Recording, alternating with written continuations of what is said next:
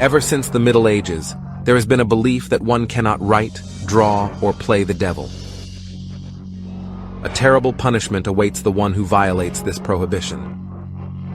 The devil makes a deal with man. He gives the artist an amazing talent, but the price of this gift is his soul. After this picture, the whole world talked about him. From an unknown student, he turned into a cult artist, an icon of his time. Mykhailo Vrubel. He dared to do something unheard of and defied a long-standing ban. He made a demon the main character of his paintings, and for that he was punished. Vrubel could not even imagine that the curse would come true and the demon would capture its creator.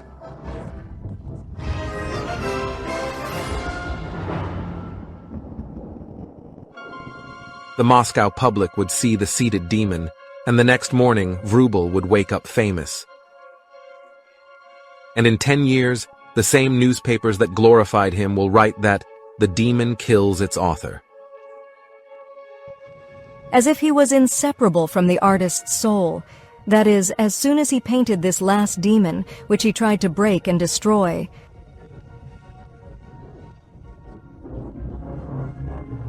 it is known that the painting was still hanging at the exhibition, and its author was already in a mental institution. But was there a mystical connection with the painting? What did Vrubel actually pay for?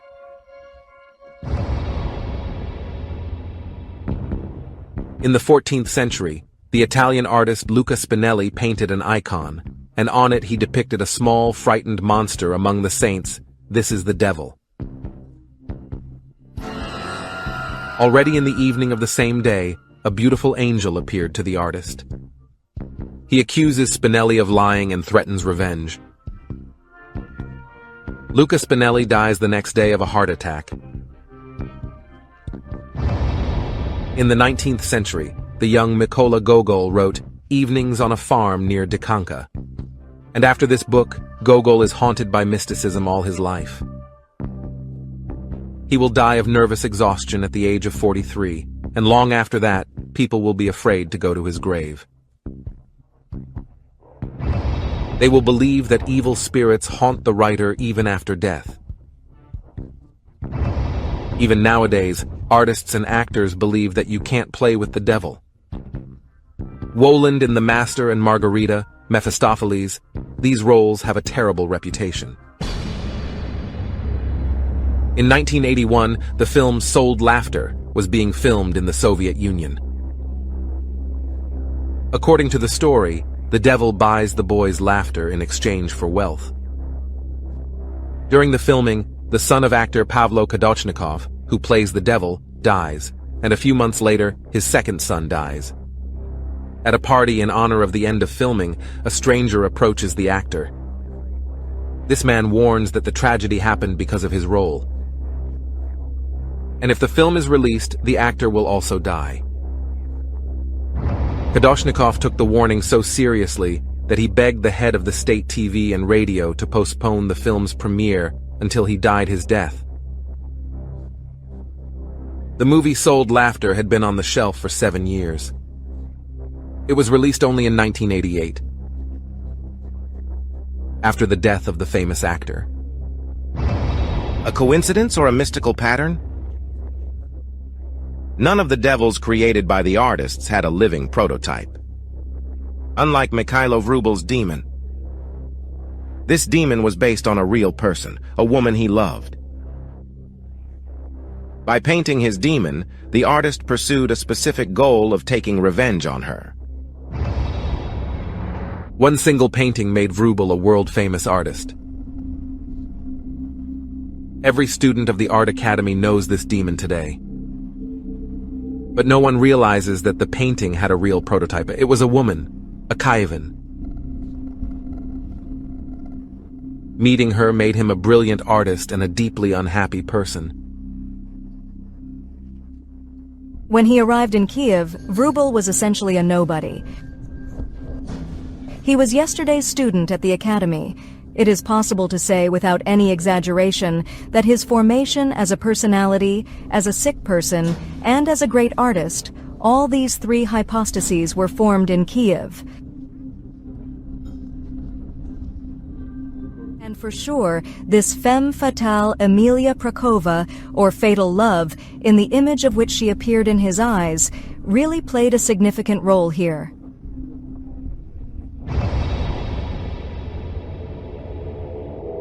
Unbelievable luck brought the unknown student Vrubel to Kiev.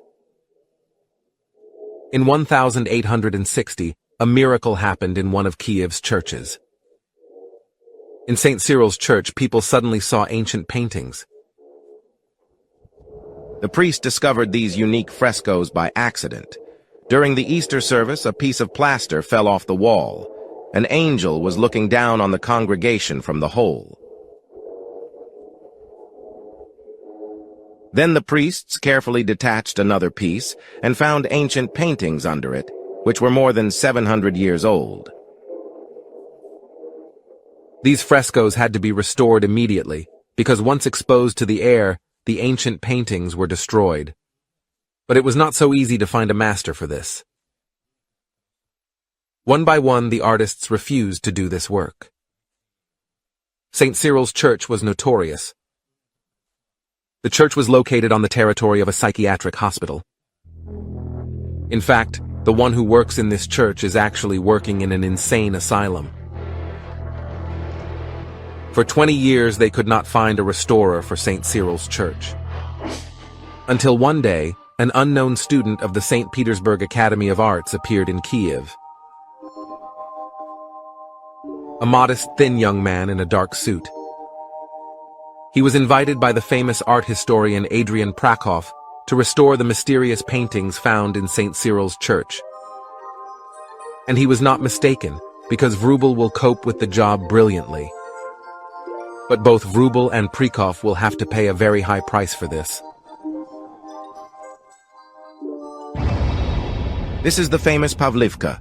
People with mental illnesses, the blessed and fools have long been brought and left here. Kiev residents have always avoided this place.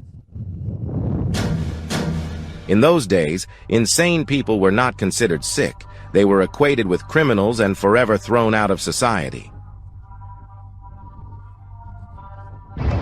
This was the place even during the time of Catherine II, and in the 19th century, madness became the subject of scientific research. Pavlivka patients will be examined by doctors. When Vrubel arrived here, the terrible prison for the insane had already been transformed into a hospital, but its fame remained just as terrible. Kiev residents saw strange people with scary, crazy eyes walking around the yard of Pavlivka under the supervision of nurses. They scream, cry, and laugh terribly.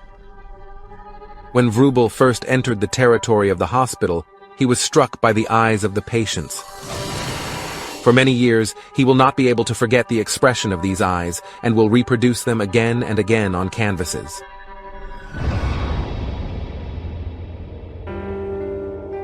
But at first, Vrubel would not pay attention to prejudice. For him, this is a phenomenal opportunity, because he, a fourth-year student, is entrusted with valuable frescoes that are over 700 years old. He begins restoration work on the very first day, does not even stop by the apartment Prahova rented for him, but only sends his belongings there and asks him to take him directly to the church. And when he climbs the scaffolding, he feels a mystical thrill.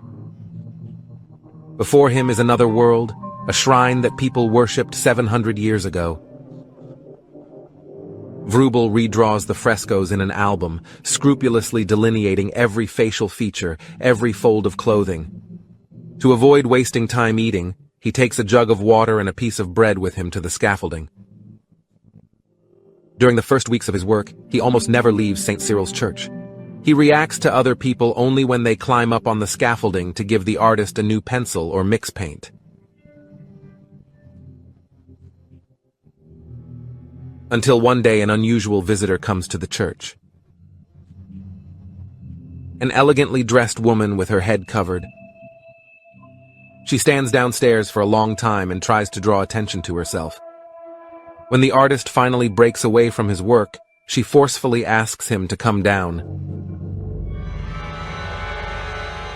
Outwardly, she was far from beautiful. She was short, with a rather stocky figure. She had stunning eyes.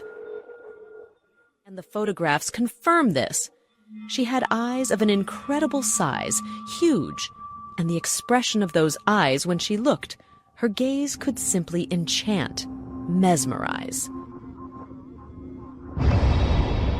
The woman identified herself as the customer's wife, Amelia Prahova. She came to invite the artist to an ordinary family dinner. But Vrubel will always remember her imperious tone and strong-willed posture, and later wrote that he recognized her. She came to change his life with a single invitation.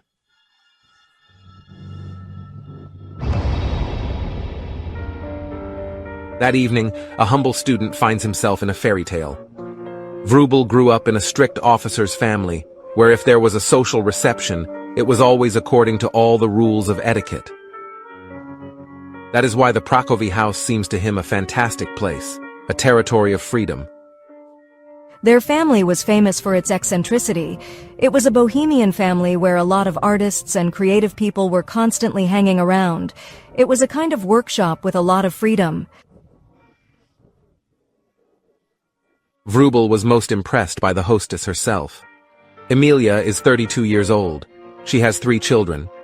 She was hardly a beauty, but Mykhailo had never seen a woman behave like that. Amelia Prahova did not fit into any framework of the society of the time with her manners. From the first meeting, the image of this woman would forever be imprinted in Vrubel's imagination.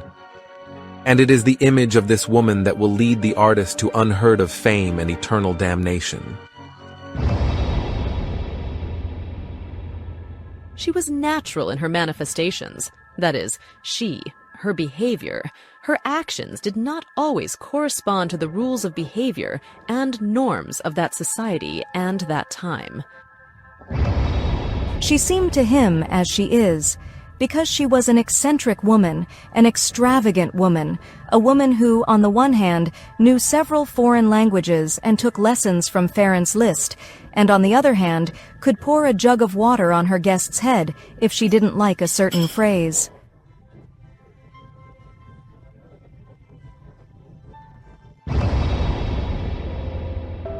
Nothing special. She just wittily and freely maintained a conversation with him.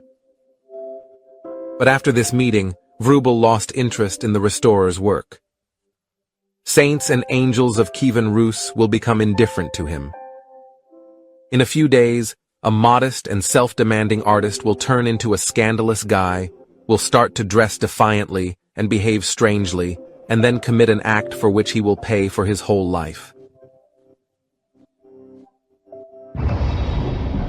Apprentices and assistants do not recognize the artist. He appears less and less on scaffolding. He comes up with an excuse for Prahov's client.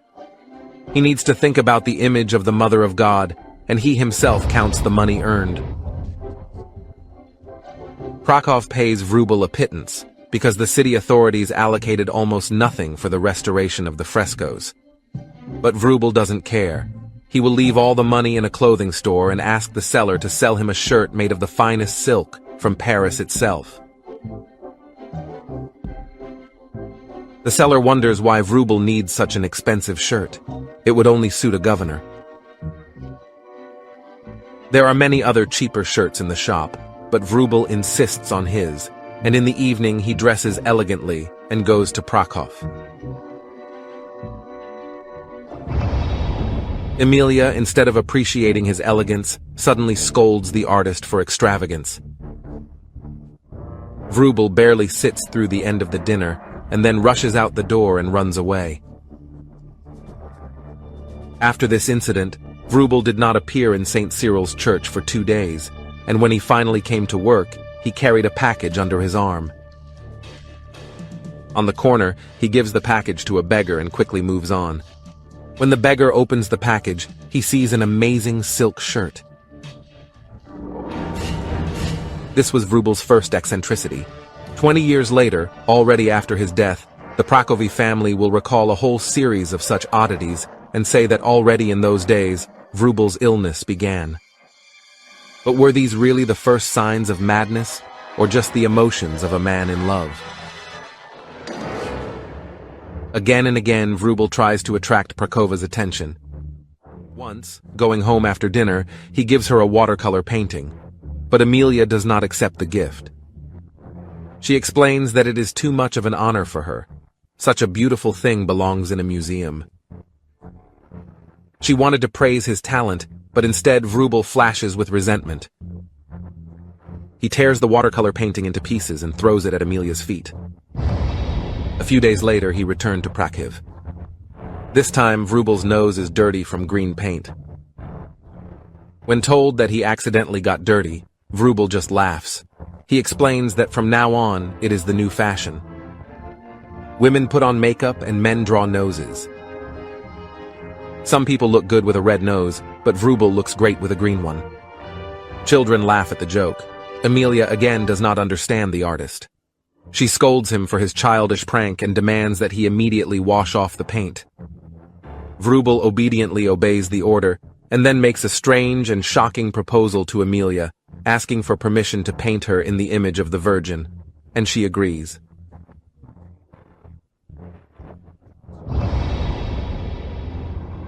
Pencil sketches have been preserved. The first sketch, yes, is a completely recognizable face of Amelia Prahova, with large but still human eyes. In the next sketch, he apparently tried to find the perfect embodiment of the Virgin Mary's image. The eyes are even bigger and have a completely different expression. And on the final version, on the icon, the eyes are half-face and have this longing in them. He draws his sketches in a strange state, hastily erasing one drawing and then painting over it with another. He would show Amelia the next sketch, and if she had any comments, he would redraw it again. This was their only intimacy. Only in this way, while drawing her, could he completely take possession of this woman. The sketches turned out to be so sensual that when Adrian Prokov saw them, he couldn't stand it. He recognizes the face of his wife in the face of the Virgin Mary. Vrubel allowed himself too much, and Prokov decides to punish the impudent man. But he can't just kick him out. The work on St. Cyril's church is not yet finished, and the next step is to paint St. Volodimir's cathedral. Vrubel is in charge of restoration works and bears full responsibility for them. Therefore, Prokov decides not to quarrel with the artist, but simply to remove him. Vrubel must disappear from their home, because who knows what kind of relationship his wife and the artist really developed while working on the sketches. Therefore, the customer separates them. He sends Vrubel to Venice. Mykhailo is having a hard time being separated from Amelia. He is not happy with the beauty of Italy. His heart is broken. Every day he writes letters to his beloved and does not receive an answer. An artist can express his longing only in the icon he works on every day. This is an icon, and this is a photo of Amelia Prahova. If you compare the two images, you notice that the Immaculate Virgin has the features of Amelia. She holds a little Christ in her hands. He is like 2 drops of water to the youngest daughter of the Prahovs. Legend has it that when the icon was being installed in the iconostasis, a woman entered the St. Cyril's church. She wanted to pray to the Mother of God, but when she knelt down in front of the icon, she screamed. Amelia Prahova was looking down at her from the iconostasis. What was it? Should she pray to her neighbor? When Prokov saw the icon, he understood everything. In Venice, the artist did not forget the face of Prokof's wife, was not tempted by the canonical images of Madonnas of the Renaissance masters, but painted Amelia. In anger, the customer terminates the new contract with Vrubel for the painting of the next church, St. Volodimir's Cathedral, and describes him as an unreliable artist. Immediately after that, the artistic commission rejected all Vrubel's sketches. Within a week, the artist loses almost all of his orders. Galleries refuse his works. He finds himself without means of livelihood. But none of this matters. The worst part is that Amelia doesn't want to see him anymore. Vrubel could not survive this. His contemporaries recall that he seemed to be going off the rails, drinking heavily, spending the night in brothels, gathering strange people around him, gypsies, homeless, drunkards. He borrows a huge sum, 5,000 rubles, and arranges a lavish banquet. And while the crowd is drinking for the artist's money, he locks himself in his room and brutally cuts his hands with a knife.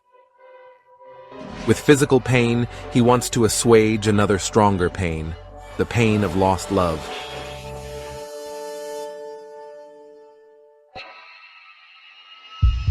In the morning, he was found in his apartment, bloody and unconscious. And when he was brought to consciousness, he was told that he had incurred huge debts with his feasts. His creditors are suing him. Friends try to help the artist. Only one unsold painting, Prayer for the Cup, remains in his apartment. Contemporaries called this painting a work of genius. To save this painting from the uncontrollable anger of the creator, friends find a buyer. A well-known Kiev patron of the arts pays the artist 5,000 karbovanets in advance and is supposed to pick up the painting the next day. But when he arrives, he sees that the Prayer for the Cup has been destroyed. Instead of a religious plot, the canvas depicts a circus actress. The day before, Vrubel had seen this woman in the circus and decided to paint her immediately.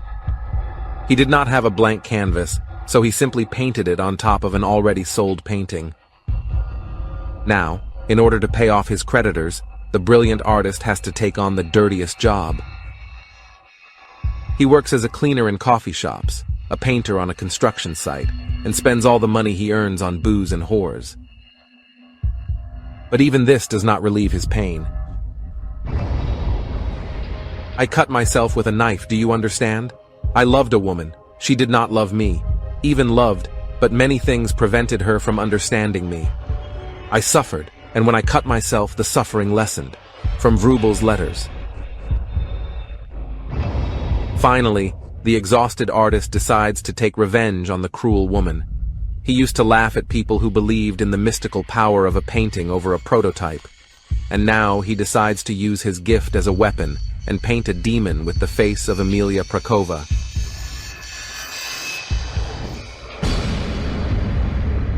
The first demon, seen only by Vrubel's father, who found his son in a terrible, sick, feverish state while working on this first case, claimed that this demon was like a sensual, evil woman.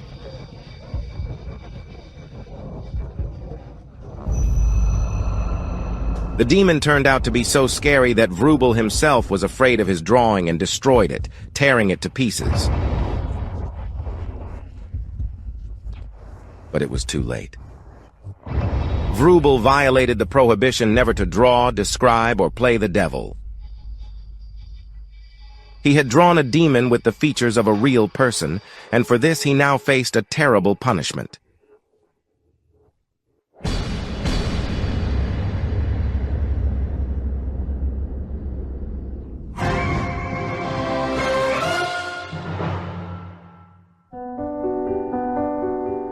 Vrubel travels to Moscow exhausted but surprisingly calm.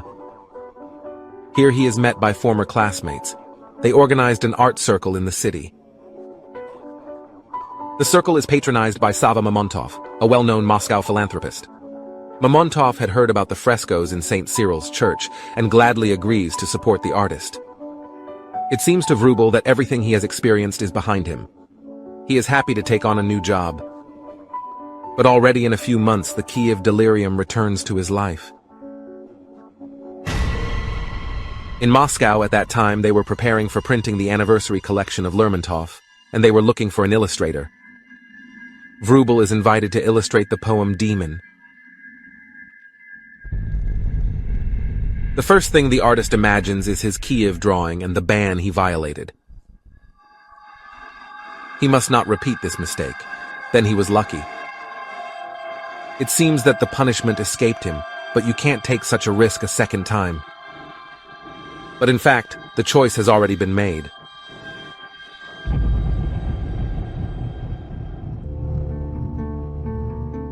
Vrubel refuses the offer, but the image of the demon begins to haunt him. The artist complains to his friends, and he is disturbed by the same dream. Every night, a beautiful angel with sad eyes comes to him. The artist is trying to remember where he saw these eyes, Amelia Prahova's, or the madmen near St. Cyril's church. Sava Mamontov advises him that the easiest way to get rid of dreams is to draw an image. He should accept the publisher's offer to illustrate Lermontov's poem and recreate the angel from his dreams. Thus, Vrubel created a sitting demon. This picture forever changed the idea of painting. The demon will be considered a role model by the most famous artists of our time. Pablo Picasso admitted that it was the demon he saw at the exhibition in Paris that inspired him to create a new direction of painting cubism, and no one dared to paint demons after Vrubel because the artist himself paid a heavy price for it.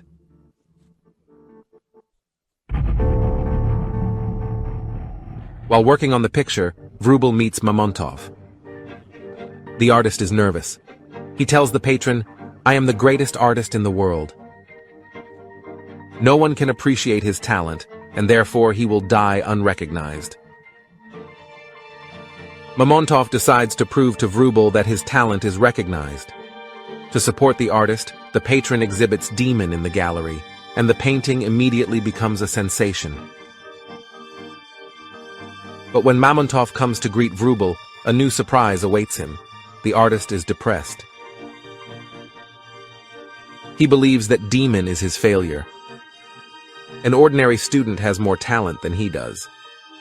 On the verge of a breakdown, he begins to draw another demon. He works 17 hours a day. He brings each sketch to perfection and tears it into shreds, and then in anger runs around the workshop and tramples the torn drawings with his feet. He complains to visitors that he cannot remember where he saw his demon's eyes. His condition is gradually deteriorating. His friends recall that a little longer, and they would have been forced to take the artist to a psychiatric hospital because he was behaving like a madman. But unexpectedly, fate gives Vrubel another chance. His depression is interrupted by a new love. In Sava Mamontov's opera, the set designer fell ill, and Vrubel was invited to decorate the stage in his place. During rehearsals, he hears a beautiful voice. A voice comes from the stage. It is not clear who this voice belongs to. The actors are dressed in fancy costumes and wearing a thick layer of makeup on their faces. But Vrubel doesn't care what the owner of the voice looks like, because he is already in love.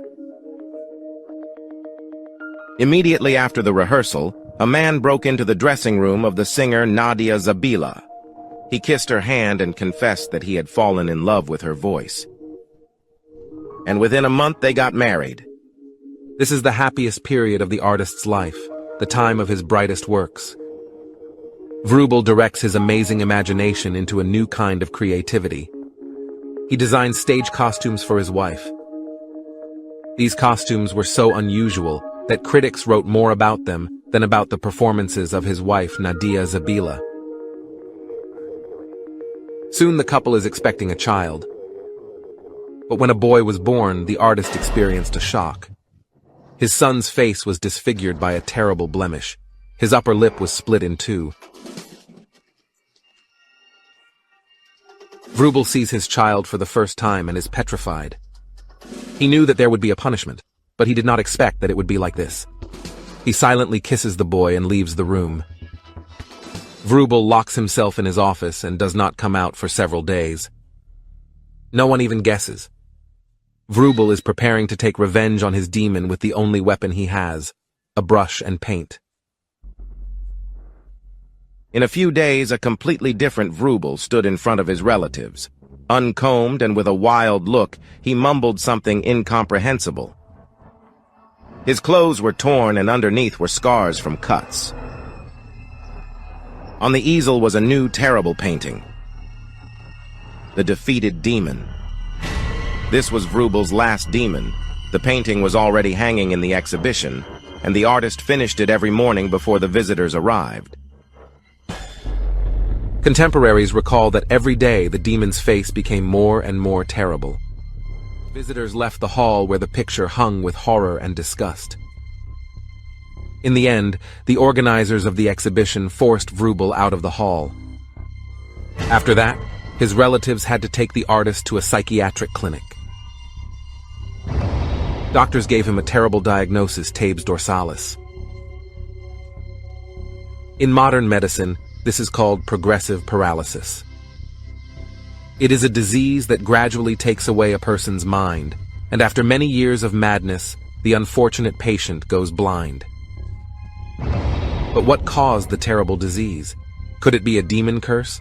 Was there any other reason independent of his creativity?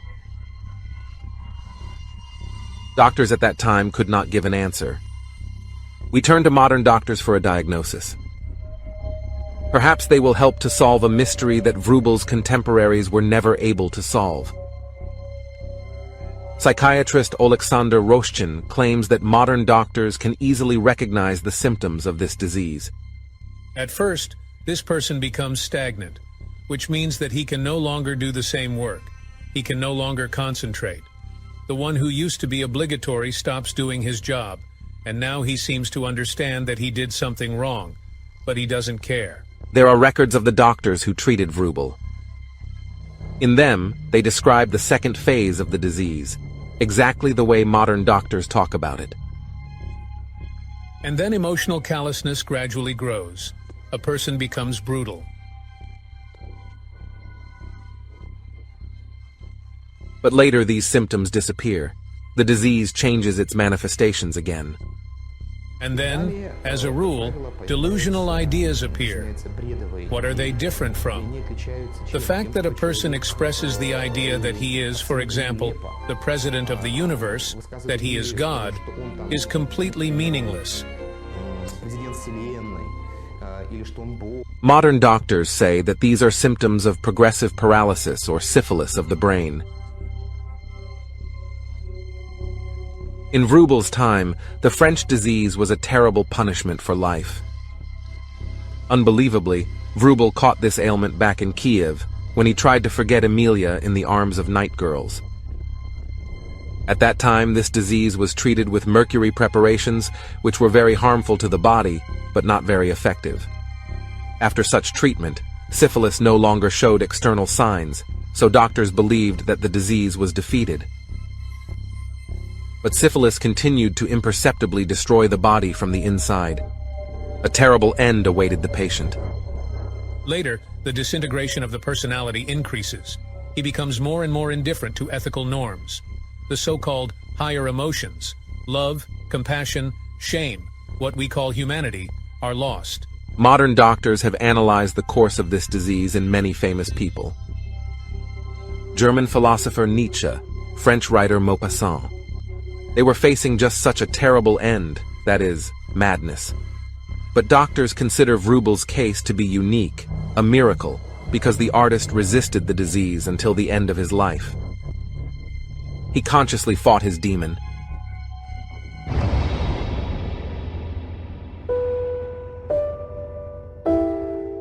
In 6 months, the disease receded. Vrubel is exhausted by the long struggle, but he does not lose hope, because he knows what he can do to overcome his madness. He asks his wife to take him to Kiev, where he started working. He feels that he made a mistake in Kiev. He came there to work on holy images, but instead committed sins. He needs to go back to the place where he went wrong and start over there, atone for guilt, and correct its consequences. Then Vrubel returned to St. Cyril's church for the second and last time. He looked at his first paintings for a long time, examined the faces of the saints, and left in silence.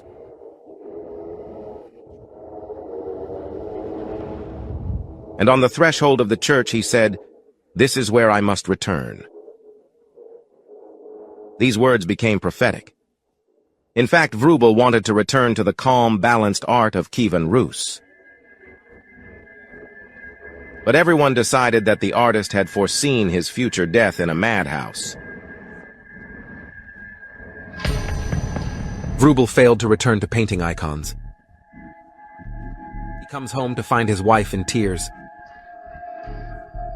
"My son has a high temperature. For several hours now, they have been unable to bring the temperature down, and the doctor just shrugs his shoulders. The boy has meningitis. Medications will not help here. The only thing they can do is pray for salvation." Vrubel is frozen with horror. 2 weeks ago, after leaving the clinic, he painted a portrait of his son. Was it his brush that harmed his own child? In Kiev, Vrubel meets the femme fatale Amelia Prahova, but his love is unrequited. In order to take revenge on his beloved, he draws her as a terrible demon and thus breaks the ban. Never describe, draw, or play the devil. This picture is called a symbol of the era, but the demon haunts the creator, takes away his mind, and then encroaches on the most precious thing, the life of his son. Vrubel's child is in a fever. Doctors make a terrible diagnosis: meningitis, inflammation of the brain membranes. 2 days later, without regaining consciousness, the boy dies.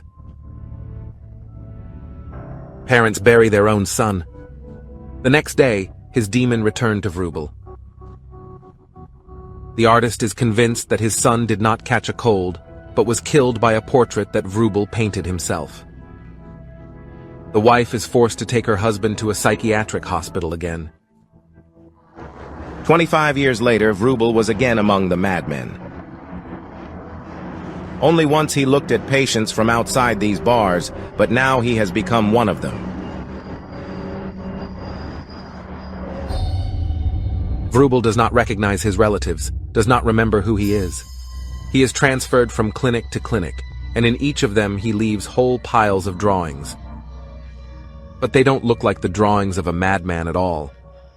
All his drawings are light and peaceful. We found the memoirs of a psychiatrist who treated Vrubel in the last days of his life.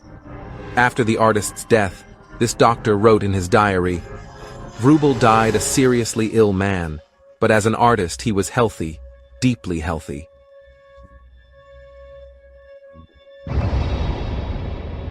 How can this be? Contemporary psychologists claim that Vrubel was treating himself with his drawings. He kept the disease at bay. He intuitively invented what 30 years after his death was called art therapy, i.e., treatment with art.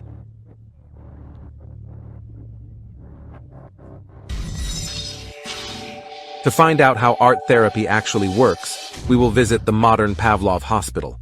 Twice a week, a treatment session is held here for people with mental illnesses. Patients are encouraged to reproduce on paper what they feel. To do this, they can choose any materials and any colors. Yulia Sklyaruk is a psychologist. She claims that in this way, patients draw their anxiety on paper, and they feel better. This treatment cannot cure the disease, but doctors say it can significantly slow down its course. And some patients do get better so much that they return home from the hospital practically healthy.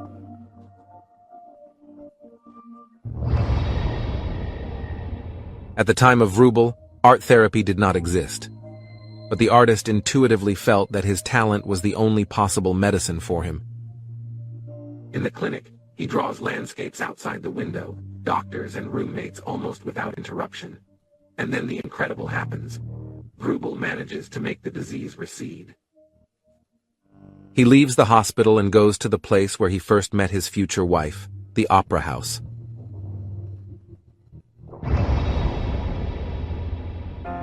As on the day they met, Nadia Zabila played the main role that evening.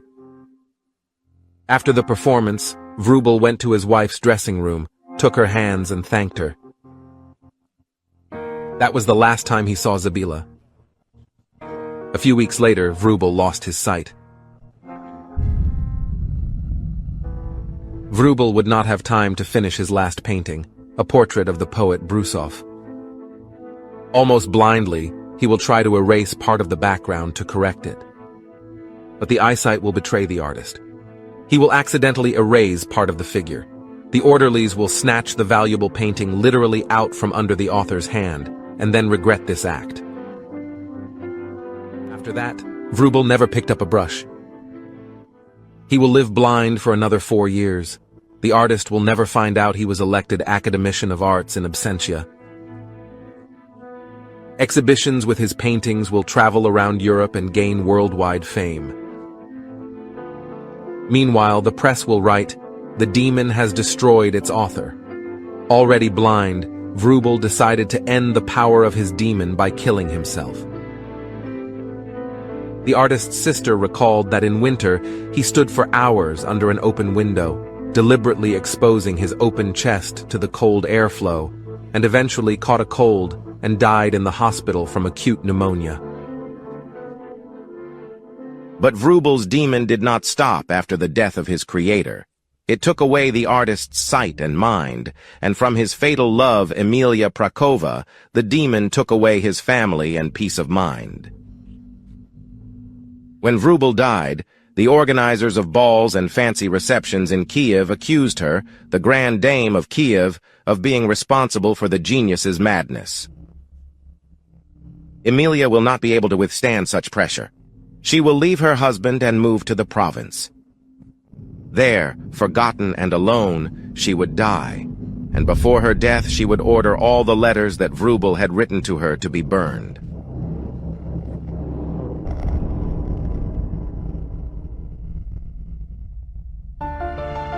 We will never know what was in those letters, but his paintings remain as evidence of their difficult relationship. For the sake of this woman, Vrubel violated the strictest prohibition and paid the most terrible price for it.